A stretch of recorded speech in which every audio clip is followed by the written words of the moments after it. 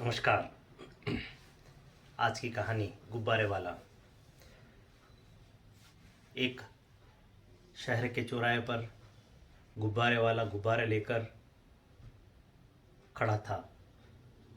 15-20 गुब्बारे उसने फुलाकर अपने एक लकड़ी थी, उस लकड़ी के ऊपर लगा रखे थे।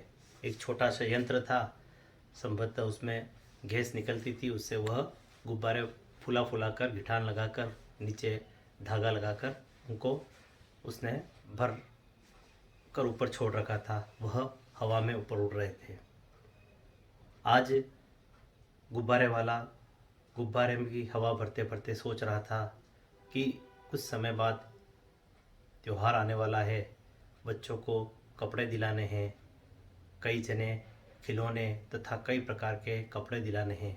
मेरे बच्चे तो बेचारे इतने सीधे हैं कि एक या दो ड्रेस जो भी संभवतः फटी है उनको पहनकर आसानी से बिना कुछ कहे खुशी से रह रहे हैं। यह बच्चों की एक विलक्षण वृत्ति होती है कि गरीब परिवार में जन्मे बच्चे अपने माँ बाप की गरीबी, उनकी स्थिति देखकर आचरण करते हैं। वो कभी बड़े बड़े ख्वाब, बड़ी बड़ी मांगे नहीं रखते हैं। ठीक इसी प्रकार के बच्चे गुब्बारे वाले के भी थे, किंतु वह गुब्बारे बेचते बेचते सोच रहा था कि काश आज ये सब गुब्बारे बिक जाए, अच्छे पैसे मिल जाए तो अपने बच्चों के लिए कुछ मैं ले सकूं। अभी तो ये स्थिति थी कि रोज़ कमाना, रोज़ खाना, कभी कभी तो वह भी संभव नहीं होता था। गुब्बारे लेकर वो सुबह से खड़ा हुआ था और सोच रहा था कि गुब्बारे बिके, परंतु गुब्बारे बिक नहीं रहे थे। कारें आ रही थी, जा रही थी। कई बार वह उन कारों में बैठे हुए बच्चे होने के कारण आग्रह भी करता गुब्बारे के लिए, किंतु कार वाले अनदेखा करके वहाँ से चले जाते हैं। एक क्षण मन के अंदर गुब्बारे वाले के मन में आया कि ये क्या काम है, इसको छोड़कर क्या ये सामने कोई लोग जा रहे हैं, खड़े हैं, इनकी जेब काट लूँ क्या, चोरी चकारी कर लूँ क्या, इसमें ज़्यादा पैसा मिलेगा। तुरंत इसको विचार के मन में आते ही एक सद्बुद्धि उसके मन में ही, ये क्या मैं सोच रहा हूँ, क्या इतना मैं गिर जाऊँगा? नहीं नहीं नहीं, ऐसा काम नहीं करूँगा। मर जाऊँगा किंतु ऐसे अधर्म का काम नहीं करूँगा।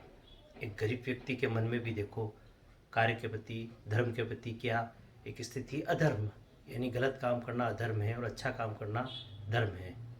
धर्म की यही सच्ची व्याख्या हम कह सकते हैं। तभी एक कार आई। उस कार ने चौराहे पर गाड़ी रोककर कुछ क्षण के लिए वहाँ वह खड़ी रही। संभवतः अंदर कार में बैठे व्यक्ति किसी फ़ोन पे बात कर रहे थे, इसलिए कार रोकी। 5-7 मिनट बाद कार का जो शीशा था नीचे उतरा और उस कार में बैठे हुए व्यक्ति ने उस गुब्बारे वाले को बुलाया, भैया इधर आइए, कितने के हैं गुब्बारे? गुब्बारे वाले ने बोला कि ये सभी जितने गुब्बारे हैं यह 300-350 रुपये के होंगे। ठीक है। उसने जेब में हाथ डाला और 500-500 के 2 नोट निकाले और उस गुब्बारे वाले को दिए। गुब्बारे वाले ने एक बार नोट को देखते ही आश्चर्य व्यक्त किया, साहब आप भूल रहे हैं, 300 रुपये के हैं गुब्बारे, आप 500 रुपये के 2 नोट दे रहे हैं। शायद आपने यह 200-200 के नोट समझ लिए।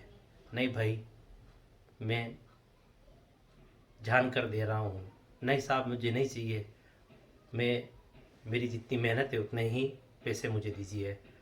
व्यक्ति कार से उतरा और उस व्यक्ति को गले लगाकर बोला कि नहीं भाई, यह मेरी तुम्हें उपहार है। अभी फ़ोन पे मैं बात कर रहा था और संयोग से मुझे ये बहुत बड़ा कार्य का ऑर्डर मिला है।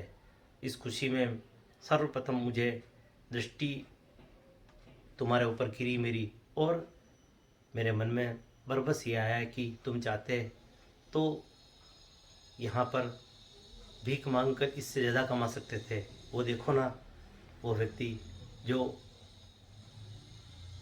दिव्यांग होने का नाटक कर कर कमा रहा है, उससे ज़्यादा तो तुम मैं रोज़ देखता हूँ, कभी नहीं कमाया होगा तुमने, ये राशि लो और तुम अपने बच्चों के लिए, अपने लिए कुछ लेकर आओ। गुब्बारे लेके आंखों में बस आंसू की कुछ बूंदें टपक गई और वह उस व्यक्ति के पे चरण स्पर्श कर वहाँ से चला गया। व्यक्ति के मन में एक संतोष का भाव आया कि आज एक गरीब की सहायता की। इसे संतोष के भाव हम सब अपने जीवन में लाएं। हमारे आसपास इस प्रकार के छोटे छोटे व्यवसाय करने वाले कई व्यक्ति हमको मिलेंगे, चाहे गुब्बारे बेचने वाला हो या कुल्फ़ी बेचने वाला हो।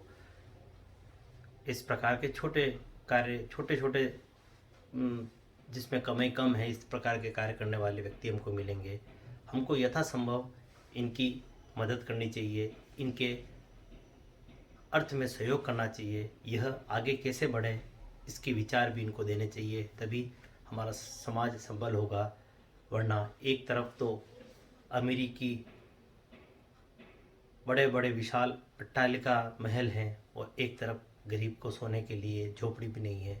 अतः हम सबका जिम्मेदारी बनती है कि यह दूरी, यह जो अंतर है, इसको हम पाटें और इन छोटे कार्य, छोटे छोटे धंधे करने वाले लोगों को सहयोग करके उनको गले लगाएं।